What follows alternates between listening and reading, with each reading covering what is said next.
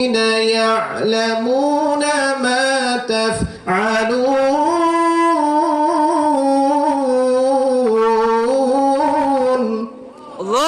বললেন কিরামান কাতিবিন, আমি আল্লাহ তোমাদের দুই কাঁধের মধ্যে দুইটা ফেরেশতা দিয়ে দিলাম। তোমরা দুনিয়ার জমিনে যেখানে যা কিছু করো না কেন, ভালো কাজ মন্দ কাজ যেটাই করো না কেন, আমার ফেরেশতারা সব কিছু লিখে রাখে। সুবহানাল্লাহ পড়েন। আমলনামা শুরু হয়ে গেল। এখন আমরা যদি আল্লাহ বলেন, তখন থেকে আমাদের সব ফরজ বিষয়গুলো আমাদের উপরে ফরজ হয়ে গেল। নামাজ ফরজ হয়ে গিয়েছে, রোজা ফরজ হয়েছে, নারীদের জন্য পর্দা ফরজ হয়ে গিয়েছে। যারা নামাজ কাজা করেছে তাদের আমলনামায় গুনাহ আছে না নাই? গুনাহ তুলে দিয়েছেন কে? আল্লাহ সুবহানাহু ওয়া তাআলা। এইজন্য আল্লাহ এই আয়াতে বলতেছেন, এই যে আমলনামায় তোমরা যে গুনাহ করো, এই গুনাহগুলো তোমাদের আমলনামায় লিপিবদ্ধ করা হয়। আর তোমরা যদি কাবিরা গুনাহ থেকে বাঁচতে পারো, ছোট ছোট যেগুলো ভুল করছো জেনে বুঝে, এগুলো আমি আল্লাহ এমনি মাফ করে দিয়ে কিয়ামতের মাঠে জান্নাত দিয়ে দিব। সুবহানাল্লাহ। আর আল্লাহ রাসূল বললেন, কাবিরা গুনার মাধ্যমে ভালো ইবাদতকে আল্লাহ নষ্ট করে দেয়। নাউজুবিল্লাহ পড়েন। তাহলে ভালো আমলের দ্বারাই ছোট গুনাহ মাফ হয়, আর বড় গুনার দ্বারাই ভালো আমল কি হয়? নষ্ট হয়ে যায়। এই জন্য প্রিয়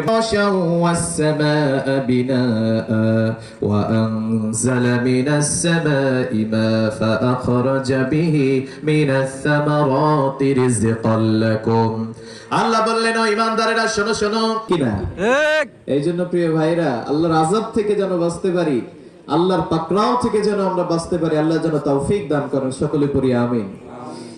এই জন্য বিশ্বনবী সব সময় বলতেন, তোমাদের অন্তরে দুইটা জিনিস রাখবা। চিল্লে কোন কয়টা? এক নাম্বার ইত্তাকুল্লাহ, আল্লাহর ভয় আমাদের অন্তরে রাখতে হবে। যার অন্তরে আল্লাহর ভয় আছে সে কখনো নামাজ ছেড়ে দিতে পারে না। যার অন্তরে আল্লাহর ভয় আছে সে কখনো গান বাজনার আড্ডায় যেতে পারে না। ঠিক কিনা? যার অন্তরে আল্লাহর ভয় আছে সে কখনো সুদ খেতে পারে না। যার অন্তরে আল্লাহর ভয় আছে সে কখনো হারাম রিলেশনেও যেতে পারে না। যাদের হৃদয়ে আছে আল্লাহর ভয়, তারা কবু পথ ভুলে যায় না। আল্লাহর প্রেম ছাড়া এই দুনিয়ায় কারো কাছে কোনো কিছু চাই না। যাদের হৃদয়ে আছে আল্লাহর ভয়, তারা কবু পথ ভুলে যায় না।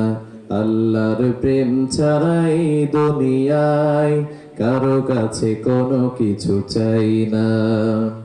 রাতের আধারে যারা সিজদাতে রয়, দু চোখের স্রোতে নদী যেন বয়। রাতের আধারে যারা সিজদাতে রয়, দু চোখের স্রোতে নদী যেন বয়। ছলনার হাত ছানি যত আসুক, ছলনার হাত ছানি যত আসুক, পেছনে ফিরে এসে তাকাই না। যাদের হৃদয়ে আছে আল্লাহর ভয়, তারা কবু পথ ভুলে যায় না। আল্লাহর প্রেম ছাড়া এই দুনিয়ায় কারো কাছে কোনো কিছু চাই না। ঠিক কিনা? এই জন্য বিশ্বনবী বললেন আল্লাহর ভয়।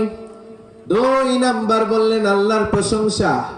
রব্বুল আলামিন বলেন, দুনিয়ায় যত গাছ রয়েছে সব গাছকে যদি কলম বানানো হয়, আর দুনিয়ার আনাচে কানাচে যত সাগর মহাসাগর রয়েছে, সমস্ত সাগর মহাসাগরের পানিকে যদি কালি বানানো হয়, রব্বুল আলামিনের প্রশংসা লিখতে লিখতে দুনিয়ার সমস্ত গাছ নামক কলমগুলো ক্ষয়ে যাবে, দুনিয়ার সমস্ত পানি নামক কালিগুলো ফুরিয়ে যাবে। এরপরে রব্বুল আলামিনের প্রশংসা লিখে লিখে শেষ করা যাবে না। সুবহানাল্লাহ পড়েন। আমরা আল্লাহর কোন নিয়ামতকে অস্বীকার করব বলেন? আল্লাহ যদি কিয়ামতের মাঠে বলেন, ও গোলাম, আমি আল্লাহ দুনিয়ায় তোমাদেরকে দেখার জন্য দুইটা চোখ দিলাম, খাওয়ার জন্য মুখ দিলাম, কথা বলার জন্য জিহ্বা দিলাম, বিনা টাকায় অক্সিজেন দিয়েছেন কে? আমি আল্লাহ তোমাদেরকে পরিবার দিলাম, স্ত্রী সন্তান দিলাম, আমি আল্লাহ রিজিকের ব্যবস্থা করলাম। আজকে কিয়ামতের দিন তুমি গোলাম আমার সামনে এসেছো, বলো বলো আমার জন্য কি নিয়ে এসেছো? আল্লাহর কাছে আমরা কি জবাব দিব বলেন? মাথা নিচু করে থাকা ছাড়া আমাদের কোনো উপায় থাকবে? এই জন্য রব্বুল আলামিন বলেন, ফাবিআইয়ি আলাই